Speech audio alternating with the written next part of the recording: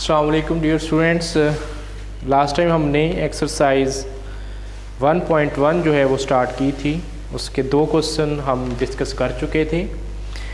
आज question number 3 से हम ऑनवर्ड इंशाल्लाह डिस्कस करेंगे। क्वेश्चन नंबर 3 की स्टेटमेंट है एक्सप्रेस द फॉलोइंग, उसका ये पार्ट है the perimeter P of a square as a function of its area. इसका सलूशन हम देखते हैं। पेरीमीटर और एरिया को जो है हमने फंक्शन में जो है वो डिस्कस करना है। तो पेरीमीटर ऑफ स्क्वायर, उसको मैं P से डिनोट कर रहा हूँ। स्क्वायर क्या होता है जी? ये जिसमें हम चारों साइड्स जो है वो इक्वल लेते हैं, उसको हम बोलते हैं ये क्या है? स्क्वायर है। सपोज़ इसकी अगर एक साइड x है तो डेफिनेटली ये भी x है, ये भी x है और ये भी। पेरीमीटर क्या होता है कि इन चारों साइड्स को हम ऐड कर देते हैं, उसको क्या बोलते हैं हम? पेरीमीटर। ऐड करें x plus x 2x 3x और ये क्या बन जाएगा? 4x। तो पेरीमीटर क्या बन गया स्क्वायर का? 4x। और दूसरी क्या चीज़ है? एरिया। Area of square. अब उसको मैं a से डिनोट कर रहा हूँ। तो एरिया कैसे फाइंड आउट करते हैं? आपस में दो साइड्स को आपस में मल्टीप्लाई कर देंगे। x और x मल्टीप्लाई होंगे तो x स्क्वायर। अब इसमें से मैं अगर x को एवेल्यूएट करूँ तो दोनों तरफ अगर मैं स्क्वायर रूट ले रहा हूँ तो a स्क्वायर रूट बन जाएगा और यहाँ पे सिर्फ x आ जाएगा। स्क्वायर और स्क्वायर रूट आपस में कैंसिल हो जाएंगे। इसको इक्वेशन नंबर 1 तो पुट इन 1। ये वैल्यू x की मैं इस इक्वेशन नंबर 1 में पुट करने लगा हूँ। So equation number 1 implies that p equal to 4 और x की जगह क्या लिख सकता हूँ? Under root a। तो ये जो है आपने फाइनल शो करवा दिया है कैसे perimeter of a square as a function of its area. तो ये आपने यहाँ तक जो है उसको कंप्लीट कर दिया है। अब इसका जो है सेकंड पार्ट जो है वो मैं करने लगा हूँ, बी पार्ट। ये क्वेश्चन नंबर 3 का ए पार्ट था। क्वेश्चन नंबर बी में क्या है? The area of a circle as a function of its circumference. तो ये हमें जो है वो शो करवाना है। अब हमें इसमें 2 चीज़ें चाहिए, एक तो एरिया चाहिए और दूसरा उसमें सर्कमफेरेंस चाहिए। जैसे कि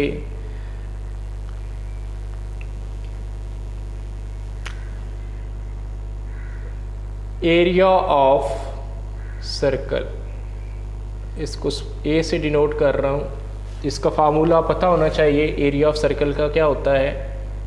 पाई आर स्क्वायर। ठीक है। और दूसरा क्या चीज़ थी? सर्कमफेरेंस। सर्कमफेरेंस ऑफ सर्कल, इसको c से डिनोट करते हैं और इसका फार्मूला होता है 2 पाई आर। ये 1 और ये 2। अब हमने एरिया और सर्कमफेरेंस को जो है फंक्शन में लिखना है। तो अब इसमें से देखें आप इक्वेशन 2 में से r की वैल्यू जो है सब लिख सकते हैं, निकाल सकते हैं और वो r की वैल्यू इसमें पुट करेंगे तो वो फंक्शन में लिखा जाएगा। फ्रॉम इक्वेशन 2 में से आप देखें r जो है वो क्या बन जाएगा? c/2 पाई। और ये वैल्यू आप पुट कर दें 1 में तो 1 क्या बन जाएगी? a equals to pi as it is और r की वैल्यू क्या है? c/2 पाई और इसका क्या है? स्क्वायर। तो a जो है वो बन जाएगा पाई c square over 4 pi square, या इसको ऐसे भी लिख सकते हैं a इक्वल टू पाई के साथ एक पाई कैंसिल हो जाएगा सी स्क्वायर ओवर 4 पाई। तो ये आपने जो है इसको लिख दिया है area as a function of its circumference. अभी इसी का जो है थर्ड पार्ट है, उसमें क्या है, the volume of a cube as a function of the area of its base. इधर ही मैं करने लगा हूँ इसका थर्ड पार्ट।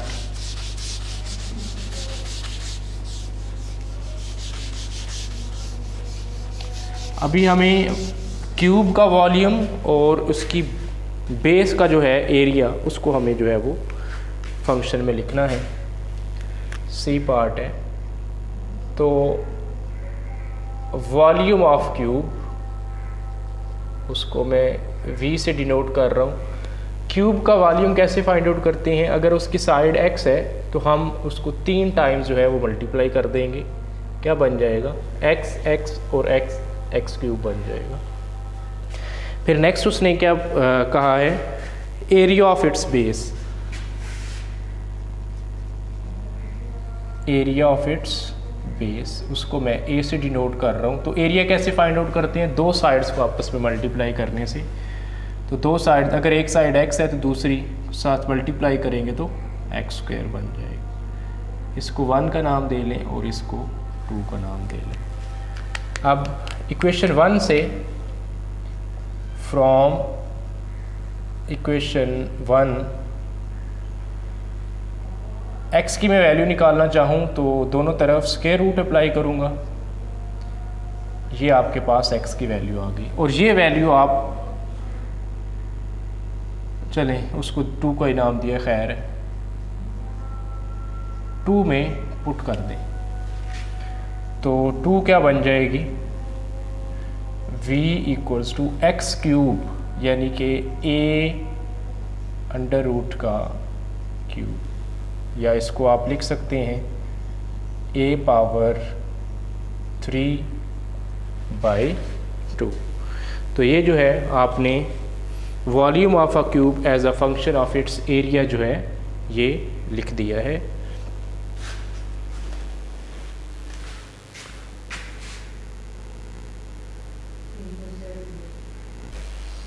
जी नेक्स्ट हमारे पास 5वां क्वेश्चन है, 4 क्वेश्चन डोमेन और रेंज वाला, हम इंशाल्लाह एक और वीडियो में डिस्कस करेंगे।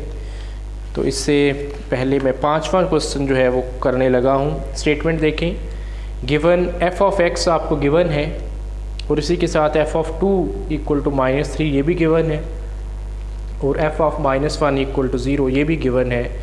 हमें a और b की वैल्यूज़ फाइंड आउट करनी है। जी जो चीज़ गिवन है वो लिख लेते हैं, f of x equals to x cube minus ax square plus bx plus 1। एक तो ये चीज़ गिवन है, फिर साथ गिवन है कि f ऑफ 2 ये -3 है एंड f ऑफ -1 ये 0 के इक्वल है। आपने a फाइंड आउट करना है और b फाइंड आउट करना है।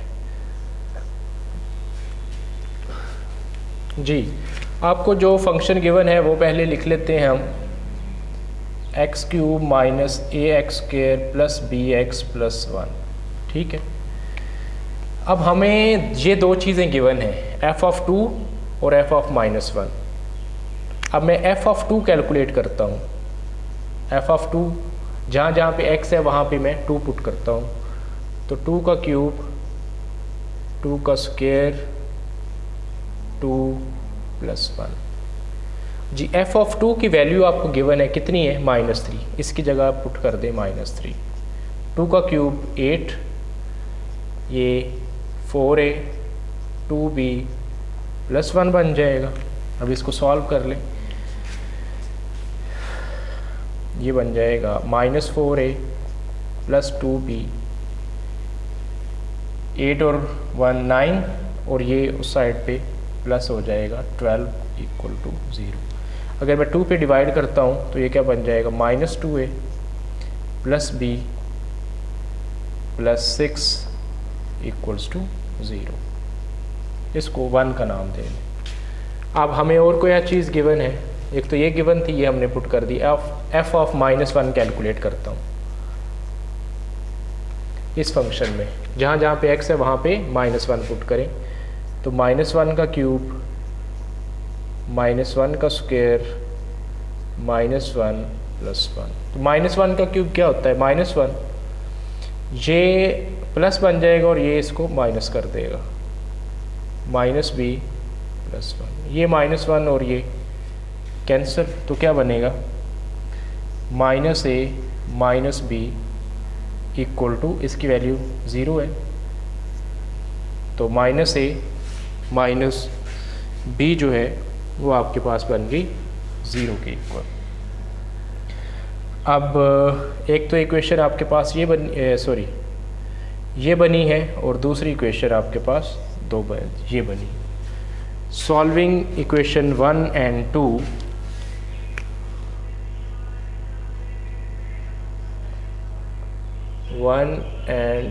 इक्वेशन 1 लिख लें पहले, -4a प्लस 2b माइनस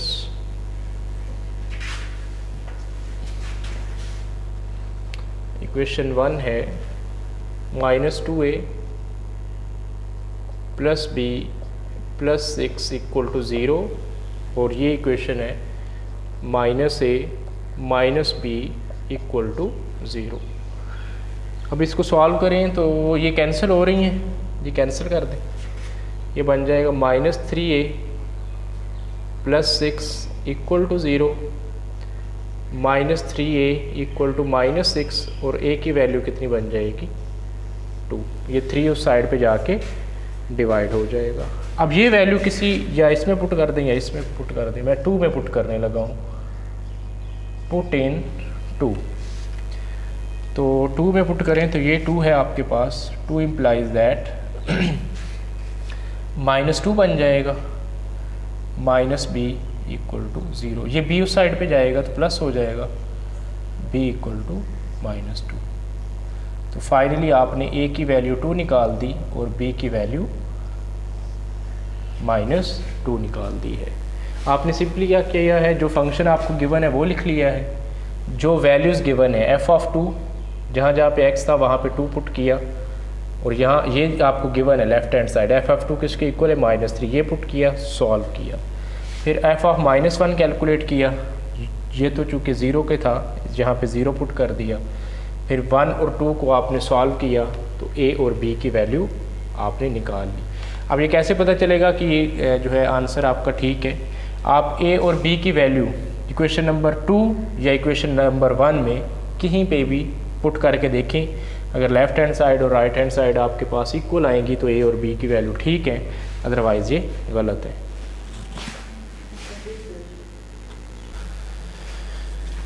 जी स्टूडेंट्स, क्वेश्चन नंबर 6 की तरफ बढ़ते हैं। स्टेटमेंट है, a stone falls from a height of 60 metre on the ground. एक पत्थर जो है 60 मीटर की हाइट से जो है ग्राउंड ज़मीन की तरफ जो है फेंका जा रहा है। The height h after x second is approximately given by h of x equal to 40 minus 10x²। ये आपको फंक्शन गिवन है, h of x equal to 40 minus 10x²। अब what is the height of the stone when x equal to 1 second. 1 second के बाद stone की height जो है वो क्या होगी, ये आपने फाइंड आउट करना है। बी पार्ट में जब 1.5 सेकेंड होगा तब क्या वैल्यू होगी, और सी पार्ट जो है व्हेन x की वैल्यू जो है 1.7 सेकेंड होगी तब वो हाइट जो है वो क्या होगी। और इसी का फिर ये फर्स्ट के 3 पार्ट्स हैं, फिर सेकंड इसका पार्ट जो है वो है when does the stone strike the ground. When does the stone strikes the ground. अब ये चीज़ें जो हैं हमें फाइंड आउट करनी है। अब आपको जो है फंक्शन गिवन है वो क्या है, h of x equal to 40 minus 10x²। ये फंक्शन गिवन है। तो 1 सेकंड के बाद हमें उसकी हाइट जो है फाइंड आउट करनी है। तो 1 सेकंड के बाद मीन टू से x की जगह आप 1 पुट कर दें, 40 माइनस 10 इंटू 1 का स्क्वायर, तो 40 माइनस ये 10 बन जाएगा। तो 1 मिनट के बाद जो है उसकी जो हाइट है वो क्या बन जाएगी, 30 मीटर्स जो है वो बन जाएगी। सेकंड, ये ए पार्ट था। बी पार्ट जो है वो क्या है, व्हेन x इक्वल टू 1.5, तो यहाँ पे h ऑफ 1.5 कैलकुलेट कर लें। 1.5 का स्क्वायर 40 माइनस 10 इंटू 1.5 का जो है स्क्वायर है वो बनेगा 2.25। अब इसको एवेल्यूएट कर लें तो क्या बन जाएगा, 40 माइनस 22.5, या फाइनल जो है इसका आंसर आ जाएगा 17.5 मीटर्स। 1.5 सेकंड के बाद उसकी हाइट जो है 17.5 मीटर जो है वो हो जाएगी। अभी अगला जो है कि अगर 1.7 जो है सेकंड के बाद चेक किया जाए, x इक्वल टू 1.7, तो इसमें पुट करें, जहाँ जहाँ पे x है वहाँ पे 1.7 पुट करें, तो 40 माइनस 10 इंटू 1.7 का स्क्वायर, तो 40 माइनस 10 इंटू 2.89 बन जाएगा। ये 40 माइनस इसको जब मल्टीप्लाई करेंगे तो ये बन जाएगा 28.9, या 40 माइनस 28.9 11.11 मीटर बन जाएगा 1.7 सेकंड के बाद। अब ये जो इसका सेकंड पार्ट है जिसमें पूछा गया है when does the stone strike the ground. देखें, अगर आपके पास ये एक स्टोन है 60 मीटर की बुलंदी पे, सपोज ये कर ले, आपने 1 सेकंड के बाद उसकी जो है हाइट फाइंड आउट की, 1.5 सेकंड के बाद, 1.7 सेकंड के बाद। अब वो कह रहा है कि when does the stone strike the ground, कि कब जो है स्टोन ज़मीन पर जो है टकराएगा। जब एक स्टोन जो है यहाँ से हम फेंकें तो जब वो ज़मीन से टकराएगा तो उसकी हाइट कितनी होगी, उसकी जो हाइट होगी वो 0 होगी। तो हम इस फंक्शन को जो है हाइट वाले फंक्शन को हम 0 कंसीडर करेंगे। तो आप लिखेंगे इसको 40 माइनस 10x², ये किसके इक्वल बन जाएगा, 0 के इक्वल बन जाएगा। अब इसको जो है सॉल्व कर लें। 10x² को दूसरी साइड पे ले जाएं और ये 40, तो x² क्या बन जाएगा, 40/10, 4, दोनों तरफ स्क्वायर रूट अप्लाई करें तो x बन जाएगा प्लस माइनस 2। तो x की सिर्फ वैल्यू आ जाएगी 2। We neglect x equal to -2। x equal to -2 जो है वो हम क्यों निगलेक्ट करेंगे, क्योंकि आपको पता है कि ये हाइट जो है या मिनट सेकंड जो हैं ये कभी भी नेगेटिव में नहीं होते, ये हमेशा पॉजिटिव में होते हैं। इसलिए 2 सेकंड के बाद जो है वो ज़मीन पर टकराएगा।